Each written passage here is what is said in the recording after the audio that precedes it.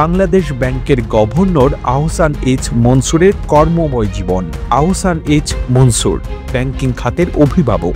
20 লাখ টাকা বেতনের চাকরি ছেড়ে এসে 1 লাখ টাকার চাকরি করছেন। দেশের জন্য কাজ করতে গিয়ে আহসান এইচ মনসুর শুধু ত্যাগ স্বীকার করেননি, দিয়েছেন দায়িত্ববোধের পরিচয়। অথচ তাকে নিয়ে কিনা নানা গাল গল্প আর গুজব ছড়ানো হচ্ছে। কিন্তু সাংবাদিকদের না, আপনাদেরকে কেউ বলেনি, আপনাদের কিন্তু লক্ষ্য করে এটা সবার জন্য প্রযোজ্য। গভর্নর হিসেবে বাংলাদেশ ব্যাংকের দায়িত্ব নিয়ে আহসান এইচ মনসুর ভেঙে পড়া ব্যাংক ব্যবস্থাকে সচল করেছেন। দেশ থেকে পাচার হওয়া অর্থ ফিরিয়ে আনার ক্ষেত্রেও তার সক্রিয়তা রয়েছে। বিগত সরকারের আমলে অতিরিক্ত টাকা ছাপানোর কারণে বেড়ে গিয়েছিল মূল্যস্ফীতি, তিনি সেই লাগামও টেনে ধরেছেন। এছাড়া ব্যাংকিং খাতকে আরো ডিজিটাল ও সেবামুখী করতে নানা পদক্ষেপ নিচ্ছেন তিনি। বাংলাদেশে নাকি যোগ্য ব্যক্তির কদর করা হয় না। অতীতে আহসান এইচ মনসুর ছিলেন প্রচলিত এই কথার আদর্শ উদাহরণ। IMF এর তথা আন্তর্জাতিক মুদ্রা তহবিলের সাথে কাজ করা এই মানুষটার অর্থনীতিতে PhD আছে। ডক্টর আহসান এইচ মনসুর বর্ণাঢ্য কর্মজীবনের অধিকারী। IMF এ থাকাকালীন তিনি মধ্যপ্রাচ্য, এশিয়া, আফ্রিকা এবং মধ্য আমেরিকার দেশগুলোর ফিসকাল অ্যাফেয়ার্স বিভাগে কাজ করেছেন। এছাড়া তিনি বেসরকারি গবেষণা প্রতিষ্ঠান পলিসি রিসার্চ ইনস্টিটিউট তথা PRI এর নির্বাহী পরিচালক হিসেবেও কাজ করেছেন। ডক্টর মনসুর দেশের আর্থিক খাতের একজন বিশ্লেষক হিসেবে সুপরিচিত। তিনি 1976 সালে ঢাকা বিশ্ববিদ্যালয়ের অর্থনীতি বিভাগে প্রভাষক হিসেবে কর্মজীবন শুরু করেন। একই বছর তিনি অর্থনীতিতে উচ্চতর পড়াশোনার জন্য কানাডা চলে যান।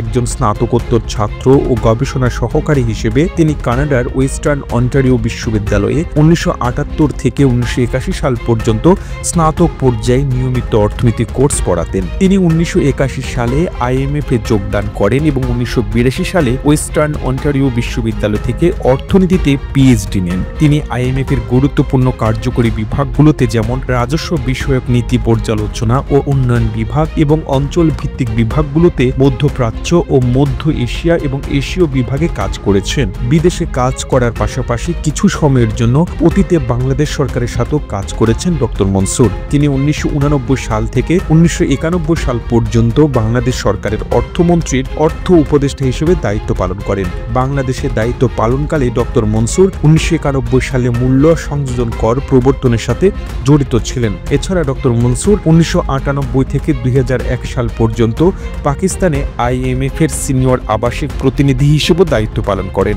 IMF থেকে আগাম অবসর নেওয়ার পর অন্যান্য পেশাজীবীদের সমন্বয়ে নীতি বিশ্লেষণের লক্ষ্যে পলিসি রিসার্চ ইনস্টিটিউট তথা PRI গঠন করেন। ইকোনোমেট্রিকা, জার্নাল অব ইকোনমিক থিওরি এবং ইকোনমিক স্টক পেপার সহ বহু জার্নালে ডক্টর মনসুর লিখেছেন, অবদান রেখেছেন। 2024 সালে 5 আগস্ট ক্ষমতার পালাবদল ঘটলে দেশের গুরুত্বপূর্ণ পদগুলোতে শূন্যতা দেখা দেয়। অন্তর্বর্তী সরকারের তৎপরতায় সে শূন্য পদগুলোতে অনেককে নিয়োগ দেওয়া হয়। তেমনি বাংলাদেশ ব্যাংকের গভর্নর হিসেবে উঠে আসে আহসান এইচ মনসুরের নাম। তবে তার গভর্নর হওয়ার ক্ষেত্রে আইনগত কিছু বাধা বিপত্তি ছিল। সর্বোচ্চ বয়সসীমা 67 বছর নির্দিষ্ট থাকায় বিদ্যমান বাংলাদেশ ব্যাংক অর্ডার অনুযায়ী আহসান এইচ মনসুর গভর্নর পদে নিয়োগ পেতে পারতেন না, কারণ তার বয়স তখন 72 বছর 8 মাস।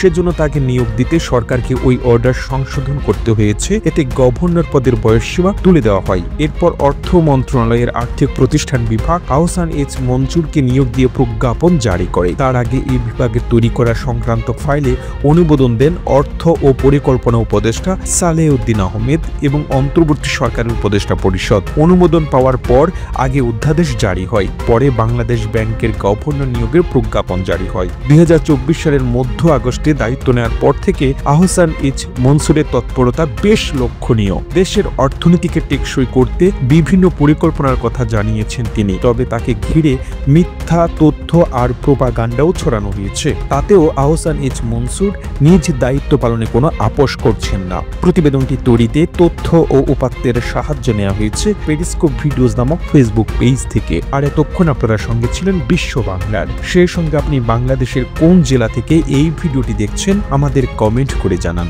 আমরা পরবর্তী ভিডিওতে আপনাকে ধন্যবাদ জানাতে ভুলব না। এতক্ষণ বিশ্ব বাংলার সাথে থাকার জন্য অসংখ্য ধন্যবাদ।